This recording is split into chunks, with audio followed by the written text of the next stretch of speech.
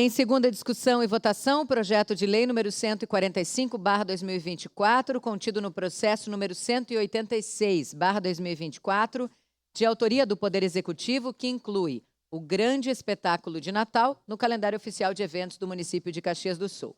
Vereador Adriano Bressan é o relator. Com a palavra, o relator. Peço a dispensa, senhor presidente, ter lido na sessão anterior. Dispensa concedida. Em discussão.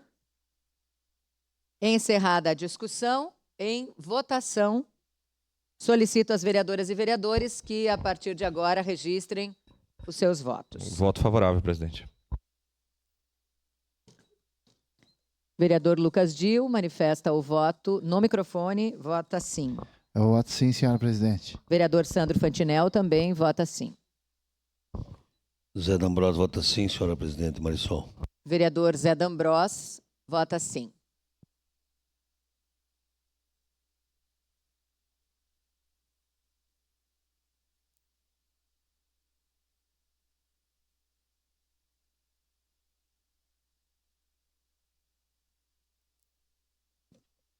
Encerrado o registro dos votos, encerrada a votação.